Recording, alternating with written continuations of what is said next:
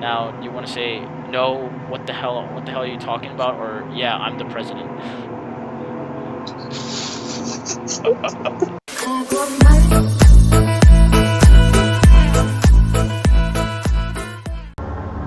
Hey guys, what's up? DualX Infinity here, and welcome back to the channel. I am now starting chapter 2 of Buried with my girlfriend.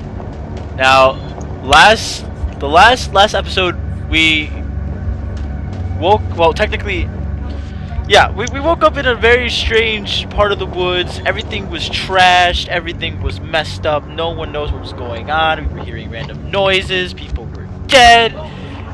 And my girlfriend was, of course, choosing the route to get the hell out of there, but we ended up going into a cave, and then ended up going into a weird, strange facility. So we're starting off chapter 2 where we left off. Dennis is injured, and not on a. It kind of hates our guts right now, because my girlfriend didn't believe his story when he saw a flashing light. But hopefully it doesn't. Hopefully we can, things go smooth. But yeah, let's get right into it. You ready? Yeah. Alright. Now, hopefully I can improve on my reading skills. Right. We're standing on a twin platform of what looks like a fancy subway. The rails look well used but not old. There are small overhead lights that were very dim, as if they are running on emergency power. The dim overhead lights are a blessing, but the size of the place makes me feel vulnerable. Staring ahead, the tunnel seems to be endless. It's almost dizzying. But there's a small light further ahead and a space that breaks the monotone of the tunnel's curved surface. Another platform, maybe. Alright, so you can either say, why are we in the subway tunnel? Or, Dennis, what do you think of this? What do you think this is? Dennis, what do you think this is? Okay. Looks like we're waiting for the D train, Dennis says, with a deadly sounding crackle. Words! Okay. Also, the ringing noise is louder down here. It's much more solid now, and there's some other sound. Something like the faint hum of a machinery. What's your take on this, boss? You think we're safe down here, Dennis asked. Not at all. This is what I think to myself, but I don't want to let Dennis see what I'm rattling. While he seems to be limping along much better than when we first stumbled into this place, he's still in rough shape. I'm leading him here, and I should probably make him feel comfortable in that. So do you want to say, I'm not sure this is creepy, or yeah, we'll be fine? I'm not sure that's creepy.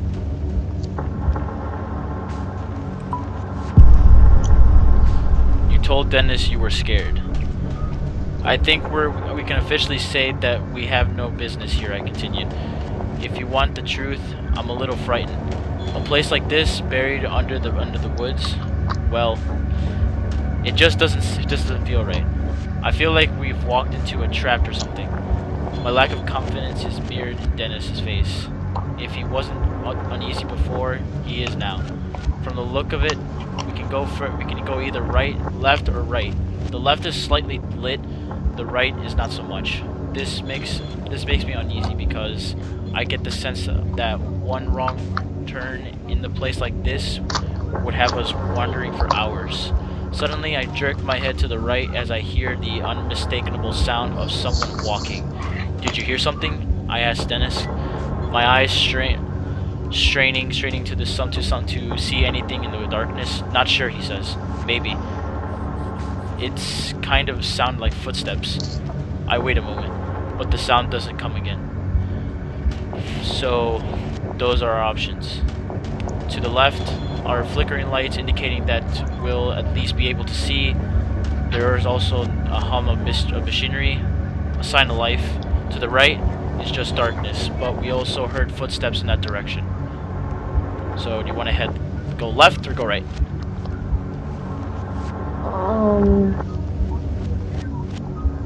I say go right. Okay. And your boots. You decided to go into the darkness. If there's anyone there, they're worth speaking to. Right it is. We'll figure that out. Alright, let's see if we don't get murdered. Gloves. Your toothpaste. Rock. As we leave the glove electricity lights, things instantly start to feel a bit more sinister. I look at Dennis' injuries again. The gash along his side is inflamed now, and while bleeding seems to have stopped, the amount that has soaked into his pants and shirt is beyond alarming. How much further can you walk? I asked him. Can you keep going? Yes, Dennis says. Let's walk into the deep, dark tunnel that has no business being here. He's right. The darkness we find ourselves in feels thick, like walking in syrup. I'm reminded of the fear I felt when as a child when I had to go into the basement to fetch tools for my dad. I was sure there were snakes or spiders or monsters or unimaginable horror lurking down there. I feel the same way here, walking through the tunnel. That's when I see a human figure far back in the tunnel, silhouetted in the faint light of the end. He's standing out some platform up ahead and likely can't see us. It looks like he might be holding a gun, but it's too dark to be sure. Do you want to say, "Hey, who's there?" or stay quiet? Hey, who's there? My voice echoes through the tunnels, bouncing endlessly off the walls. The figure turns to us and freezes, like a deer sensing danger. "Why the hell did you do that?" Dennis whispered to me. We don't know what it is. We don't know who that is. We don't know where we are. I don't know, I say. Maybe he can answer some questions. But that doesn't happen. The person can't see us in the dark. And after a moment, the figure rushes away to the door up ahead.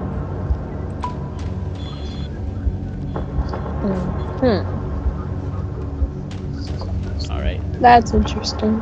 It's intriguing. Intriguing. As we head further into the tunnel, we reach another platform.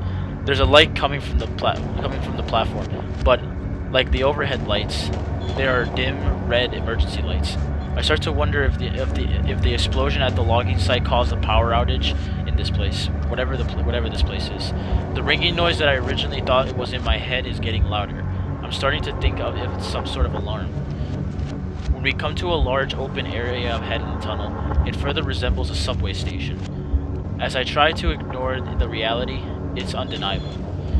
We have stumbled into some sort of high-tech transportation system that is buried beneath the forests of Kentucky. It makes absolutely no sense and creates entirely new source of fear to what the hell is we just have walked into. I notice that Dennis can't seem to stop himself from shaking. His fear is mirroring my own. When we reached the large opening, we climbed over the rails and up to this platform. I have to help Dennis over the rails and then up the small utility ladder that is bottled into the opposite side of the travelway. When he reaches the large open area resembling a subway waiting area, he collapses on the floor and lets out a heavy breath. "You know what?" Dennis says. Expirated? I don't even know. Yeah, I'm not reading. My grammar's terrible. "This is ridiculous. I quit. I'm not going any further. On top of worrying about my crew and the madness of wherever we are, I'm not in the mood. I'm not in the mood for Dennis to act like a baby.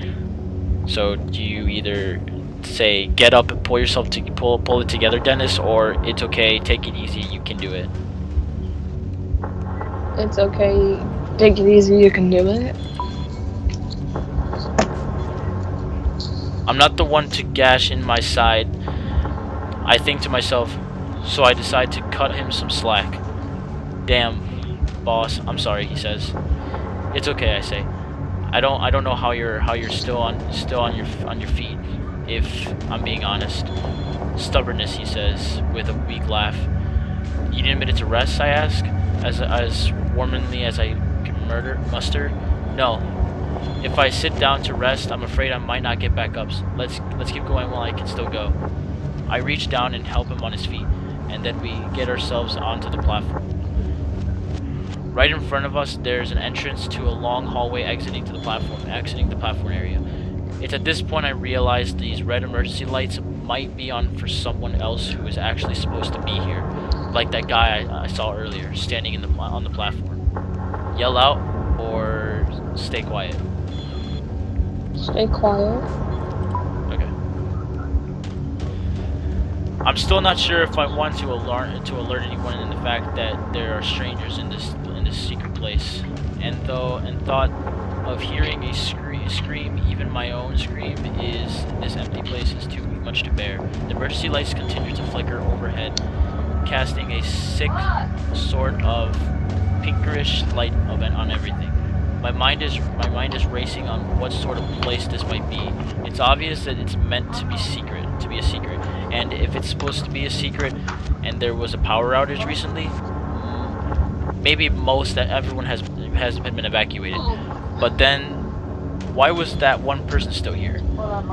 This thought does nothing to make me feel any better as we walk towards the platform exit. We step inside, and it seems just as empty as every other place we've come through. Weakly illuminated by more overhead emergency lights, we're standing inside a hallway that looks surreal for a moment. Yeah. Okay. Hold on, I have to go by my mom for a minute. Okay. Alright, now that we're all back, let's continue on into this story. Alright. The hallway reminds me of a hospital wing, but there's something not quite right about it. It's the first clean and tidy area I've seen since coming into the woods. It looks like it was recently in use despite the dim emergency lights overhead. There are chairs against the walls, and the floor looks well cleaned, as do the walls. The ringing noise is definitely coming from here, like a small flashing red light among the ceiling lights. The ceiling seems to flash along with it. That ringing noise, is it alarm? I say, if only to confirm my own thought. But for what? Dennis asked. And then he asked the question that has been on my mind since we fell into the hole. What the hell is this place? We exchange a look that speaks volumes. We reach to the end of the hallway, and we hear a sound like a large metallic ringing. This is followed by a clicking noise, and then an unmistakable noise of a generator kicking on.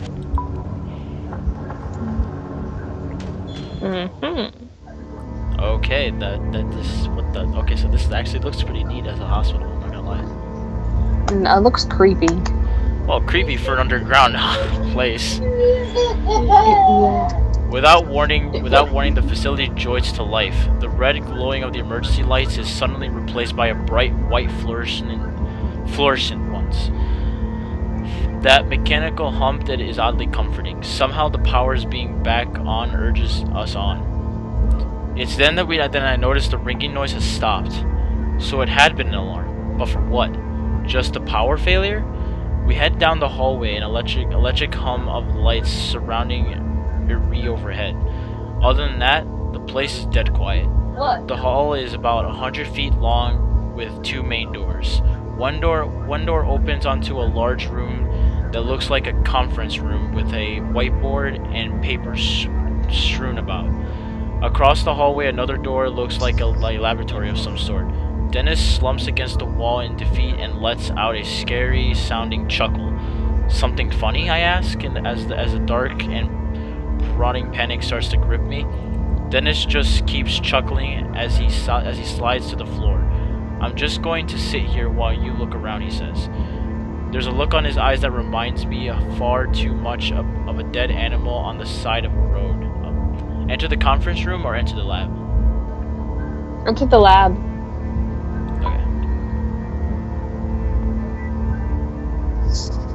Okay. Here we are. Okay, that's creepy. Okay. Walking inside, That's I see a nice. small vitals and glass containers held in a glass case. Everything is either glass or silver, as I instantly feel like I'm dirtying the place up. I noticed several test tubes in the glass casings, as well as a sort of tube system that seems to have a clear fluid trapped inside of it. In the back corner, I find a Ew. laptop in screensaver mode. Look at the test tubes or look at the laptop. Look at the laptop. I hit the enter button and a plain gray background pops up. There are several icons and folders to choose from. I click the folder labeled Test 1.5 Ethos, and a few documents are filled with formulas and names I mostly don't understand. But there are some things that are easy to understand. Thing that makes my blood go cold. Subject number 6, cause of death: embolism or what the heck is that word? Aneurism? Enteritis. Or both. Ideas for new delivery mode: spectral fluid, induce comatose state first, thermocore co equals possible plutonium supplier. Look at the test tubes or exit the lab. Look at the test tubes. I can't help but check the test tubes. They're filled with a varying green and light blue fluids. One of them looks to have some sort of glowing dirt resting on the bottom of it. Another holds what looks like a grasshopper submerged in liquid. Only it's strangest grasshopper I've ever seen. At first it looked like it's expanding and contrasting like a blowfish. Then it contrasts so much that it vanishes completely.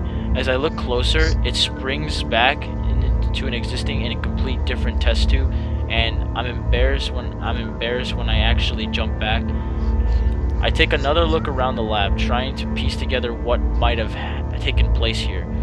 I smell some of the chemicals in the air, and it makes me think that someone has used this lab recently. Outside of the hallway, I hear Dennis grunting. I head out to the room to see if he's still settled on the floor, but I don't get very far because as I exit, a man comes rushing around the corner with an automatic rifle in his hand. Oh, that's great. Okay. Okay. I should have left the lab already. It's hard to look beyond his rifle, but the man carrying it is young with messy, dark hair. His skin is so pale that I wonder if maybe he lives down here. He has the look of a guy who's been cooped up for a little too long. He doesn't seem like the kind of person I'd trust with a gun in a stressful situation. As he sees us in the doorway, he screams and brings his gun up. It's aimed directly at my head. Dennis jumps and stands next to me, like he's ready to run for it. I recognize him by his height and build. He's the person I could barely see in the back dark in that could see back in the dark tunnel. Put your hands in the air or try to attack.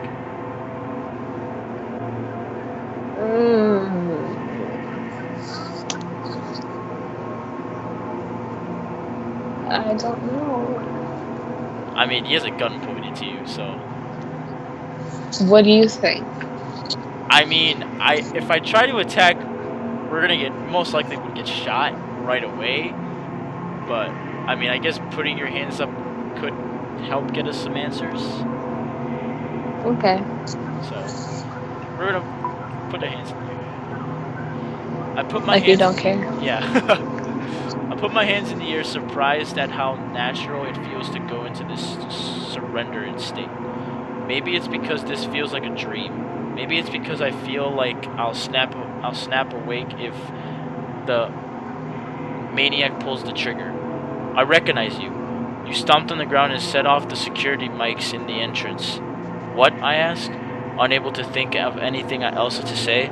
Who are you? The man asked. Did you do this?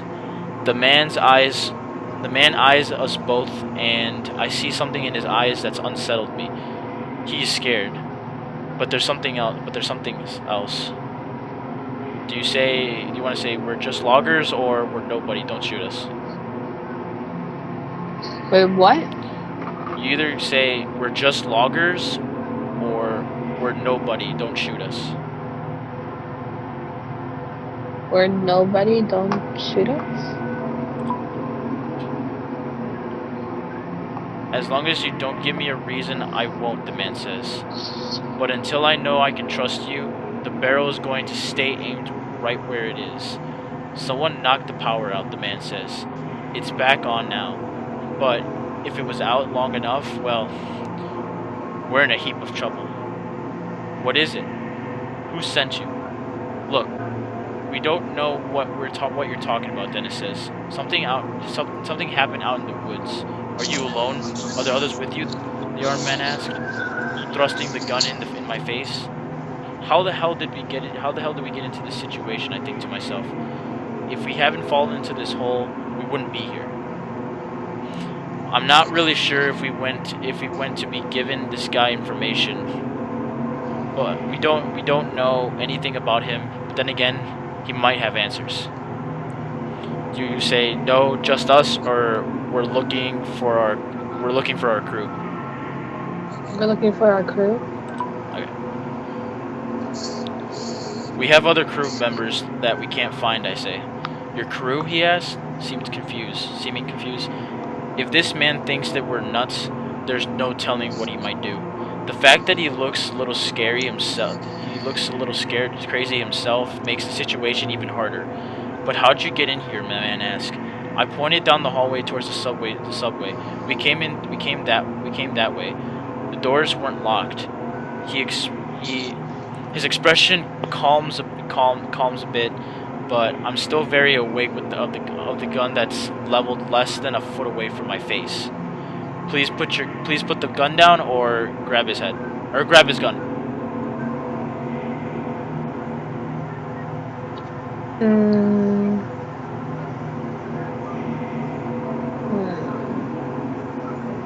You. Okay. Since the man hasn't shot us yet, I'm just gonna tell him to put the gun down. Okay. He's gonna shoot you. You asked the man calmly to put his gun down. The only way I'm putting this rifle down is after I've blown your brains out, the man says. Okay. With that, he sticks the muzzle gun into my face. It's a childish move, a playground tactic at best, but it's sufficient to show me that he knows he's in control now. He then levels the rifle at Dennis, and I can only assume that it's because of his wound makes him appear to be weaker of us. The man takes a shaky step forward. Dennis looks back and forth between the barrel of the gun and me. His eye plead for help. Step between Dennis and the gun, or stay back? Stay back. Stay back? No.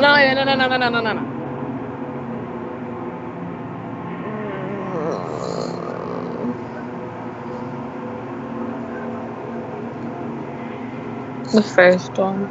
Okay. You stop between the gun and Dennis.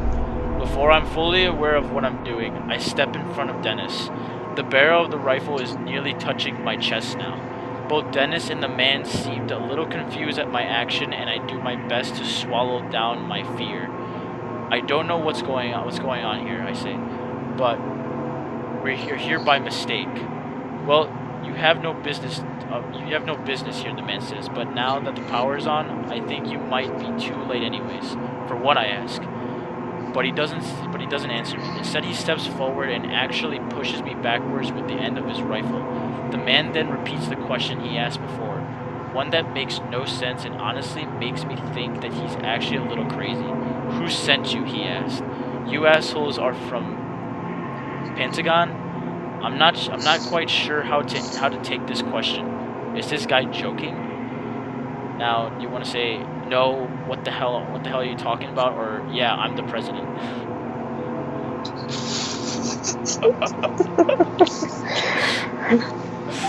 What are you talking about? Okay. No, I say. We're just loggers. Something blew up and my friend got hurt. What? We're looking for the rest of our crew. Likely story, the man says.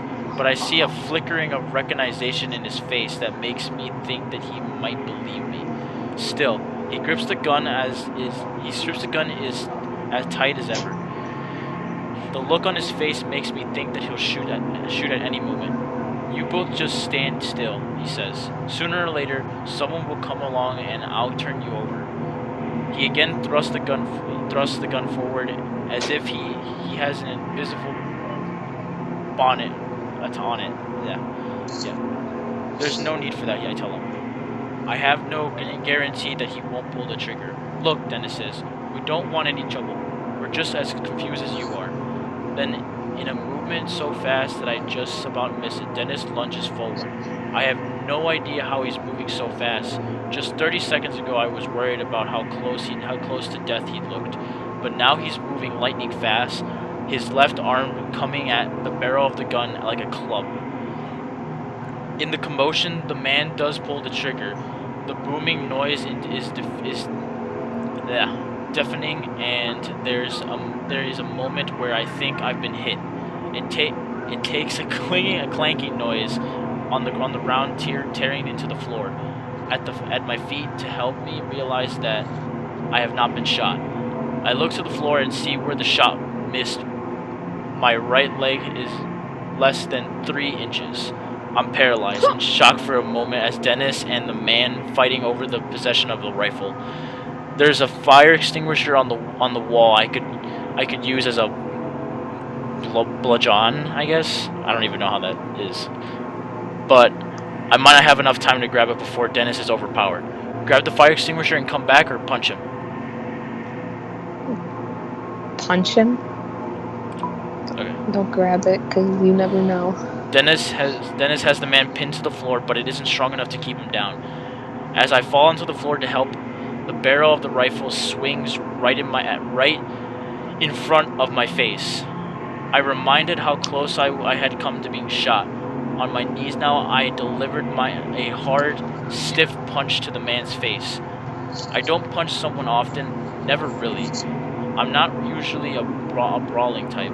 Still, it apparently effective. The man's head snaps back hard, and his grip on the rifle loosens. Dennis grabs the gun and falls to the floor, clearly winded and in pain. Our attacker is immobilized, and I can't feel a shift in the situation. Yet, although he's basically harmless now, I feel the need to pummel him, a desire that builds with each second I look at him. Stand up and step back, or keep punching him? Stand up and step back. You took it easy on the man. He's definitely out now. No threat. Or at least that's what I think. But he surprises me by mustering up one swift kick in my direction, connecting with my forehead. My eyelid swells to the size of a grape almost immediately. It seems like this last attack is more to spite me than to defend himself. I stumble back and ready myself to another round of blows, but he just slouches into the floor. He's done. Dennis instantly hands the rifle over to me, and I take it with shaking hands. "I can't believe you stepped between me and that gun," Dennis says. "How can he could have killed you?" "I'm pretty sure he wouldn't," I say, although I had known no such thing. "Still, thanks, man. That was some heroic stuff. You would have done the same, right?" Dennis says nothing. His eyes looked onto the floor. "What do we do now, boss?" Dennis asked. "We've come this far, and I want answers." I sense that Dennis does too. I take a hard look at the man before I reply. "We get answers from this guy?" "No answers," the man says. I don't have any. "Next time I won't just hit you," I say. I plunge the rifle towards him. "Now get up." He obeys quickly, and his legs are wobbling as he leans against the wall for support. I can feel the swelling eyelid from where he kicked me earlier. I just hope it doesn't get so bad that it affects my sight. "Okay, let's move," I say, pointing the gun further down the hallway. We've come this far, and I'm not going to let this guy stop us. We walk down the hallway until we come to an end. A single elevator awaits for us. It's a steel sliding door, larger than a normal elevator. That's what I thought. What caught you by? Think about it. We need to get back to that. Before I get into the elevator with this guy, I think it's wise to learn a bit more about him. I can tell it's making me uncomfortable for me to have the gun. What's your name, I ask. Marcus. And you work here? It's clear that he doesn't want to answer, but he gives a little nod. We're looking for the rest of our crew. Any idea where they might be, I ask? No, he says curtly, not bothering to elaborate. There's got to be some useful info that we can get out of this guy. I just need to know how to dig for it. I need a first aid kit for my friend here, I say. Where might I find one? Down on the second floor, he says, but we can't go down there. Do you ask? We are going down there, okay? Or what's on level 2? What's on level 2? He looks at me like I'm an idiot. You must be well aware that you're inside a classified government facility, he says. It makes sense, but I want to doubt it. Well, I'm sure our government wants you to help save my friend, so take me to the first aid kit. I can't, he says. You don't have clearance. You don't have a clearance. Oh, Hell, hard. I barely have clearance. Then, seemingly to himself, he mustered, I make this place. I'm sitting there. I make the place run, Over there. and not even a thank you. Just a branch of restricted access room that I'm only allowed to go into with frightening chaperone. I interrupt his monologue. We're going to that first aid kit. I could lose my job, he says. I wonder for a moment what sort of trouble I could get into for hitting a government employee. This makes me glad I took it easy on him. Then again, he had come at us with a rifle. It makes me think that something has gone terribly wrong in this place. An explosion in the woods or whatever the hell happened must be linked to it all. I need to convince him to take us to the second floor, but I'm not sure if it would be more productive to threaten him or for sympathy. Threaten him or ask for help. I want your ear, your mouth. Wait, what? Do you want to threaten him to take us to the second floor or ask for help?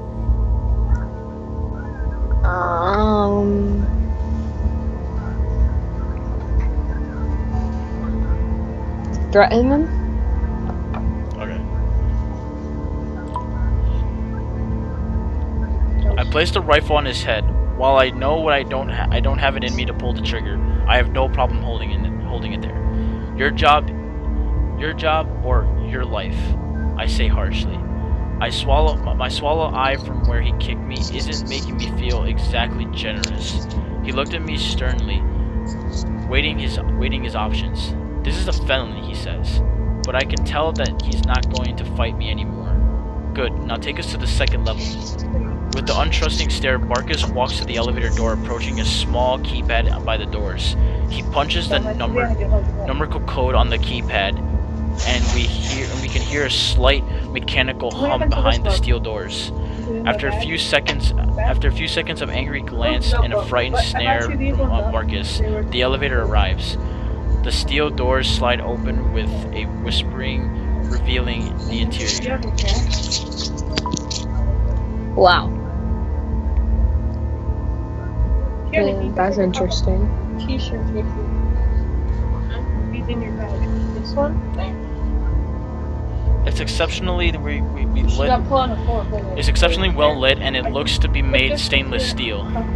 I half expected the thing to take off at a speed of light. Do you want this? There's another small keypad in front of the right panel by the door with options to the third sub-level floors. Looks like this elevator doesn't go to the surface. So after we get a first aid kit for Dennis, how do we get out of here? I ask. We can't leave, Marcus says. Once the power came back on, the whole place was put under lockdown. What? I shouted.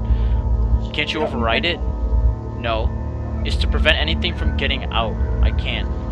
Marcus looks as deflated as Dennis. We can't get out. We're stuck in here. Dennis leans into the corner and almost falls into the floor. The struggle for the rifle took a lot out of him. I can see that much in his face. Slowly we start to move down. The hum and grind of the car motors fill the space. What you want to ask him? What can you do? Or so we're stuck in here forever. So we're stuck in here forever? Okay. Oh, I just clicked the other one. Oh my gosh. Oh, Big great. mistake. That's nice. Okay, what? Okay, Marcus. Okay, Marcus I didn't find your bristled just at the question, but I think it's fair. I mean, he's not allowed to unlock the doors or even get into medical supplies. Why keep a guy? It smells like the basement. Why keep a guy around who can't even grab a band-aid without permission? With me, nothing would get done around here. Marcus answered me. These people think they're so brilliant, but there's some sort but some of them can barely turn their computers without help. On the top coder in my class at the MIT, and I'm stuck living underground helping idiots who don't even trust me with keys. Do you ask how big is this place, or what goes on here? What goes on here?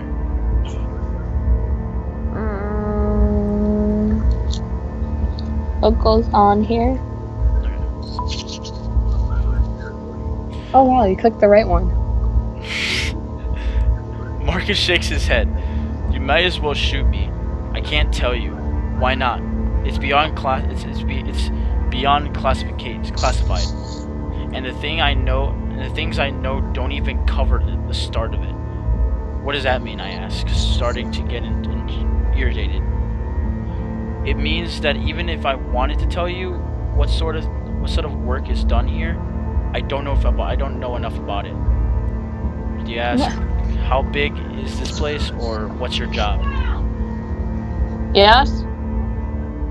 Hold on. Okay. So do you want to ask how big is this place, or what's your job? How big is this place? It's a government facility of the highest secrecy, Marcus says. A research facility. It goes 4 stories underground, and quite frankly, it scares the piss out of me. It scares the piss out of me that you two got in here so easily. Why is it that, I ask? This place is a Black Ops graveyard, he replies. Even the CIA doesn't know this place exists. So do you ask, what knocked the lights out, or so what's your job? So what's your job? Okay. Wait, you can answer it probably. I handled the IT work and make sure that the database are up and running. It's a 24/7 job. I haven't seen sunlight in almost a year. I wonder what staying in this place like this is for that long would do to someone's mind. I was recruited, he continues.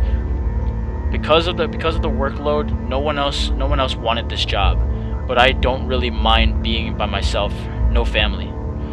Plus, the IT, it's some crazy shit. Crazy how, I ask. This place guarantees over 100 terabytes of data per day, he answers, getting the slightest bit excited before his face falls again. Okay, so do you ask what happened here, or what knocked the lights out? What knocked the lights out? Okay. Seems like this sort of power outage, Marcus says. That's all I know. There was an outage, and then what? Dennis asks weakly. Then things got weird. Things got bad. Bad how? I ask. The whole place seems to shake with the lights went out. I was checking the monitors when it happened and everything went dead. It took no more than a minute or so before I started hearing the screams. People were like being killed by something. I tried getting Being killed by something. I tried getting the security cameras going again, but the only lasting for a little bit before the backup before the backup system before my backup systems. But what I saw, what I asked, feeling a sharp fear worn its way into my guts. Well, what I saw on the screens for a little bit was of time made no sense. It made me get the gun from the emergency vault. I think whatever it is, it's still down here. It's a t-shirt. Hold on, I say. There's an emergency vault with a rifle in it in the same room as the security cameras in this place. Marcus gives me a grin that looks nearly insane. There are guns locked away in every room in this place. Just in case, you know. So do you ask, just in case for what, or so we're still in danger here? So we're still in danger here? Yeah. He opens his mouth to answer. The elevators come to a stop and the doors slide open. Marcus is out right away, without a word. He makes his exit and he heads directly for a glass-in room that is filled with computer monitors and high-end equipment. Dennis and I filed out behind him, trying to keep up. As we do, a very alarming question runs through my head. What the hell kind of government facility keeps loaded guns in an emergency vault in every single room? What coming? Wow. End of chapter 2. Wow.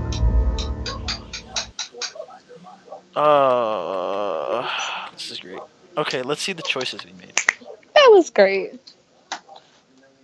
You and 58% of players called out to Marcus when you saw him in the tunnels. You and 64% of players stepped in front of Dennis to protect him from Marcus. You and 65% of players were easy on Marcus after he surrendered. Not punk. So, That's nice. yep. So, yeah, so we're going deeper into this facility and now there's no way out of there. Yeah. The guy, Marcus, is there. Haven't seen sunlight for 2 years? A year. A year. I would not want to work in a government facility for that long. And he has no family. Yeah, that's Yeah. no. I'm glad I have family. Thank you. Well, he probably does have family. It's just he doesn't know because he's been there for a year. Probably. And he doesn't remember because he hasn't seen sunlight. Because you need your sunlight. Alright. Well, guys, I don't know what else to really... I mean, I'm really curious to see what's going to happen. I have no idea. Apparently, there's something in the facility killing people. Apparently, there's something going on that caused a power outage, and I don't know. This facility is just, it's getting crazy. Plus, Dennis is creepy. Dennis is injured. He's losing blood, I'm still assuming, and Rogers just has a bruise in his face. It's creepy. It is, but hey, we have a gun, so we'll hopefully use it in case whatever. Woohoo! A gun. What is that going to do? You never know if there's bullets in there. That's a good point. But anyway, guys, on that note, I would like to say thank you guys so much for watching Chapter 2. Peace. If you guys have enjoyed watching Chapter 2, I don't know, hopefully I'll post this, and hopefully I'll have time to post this.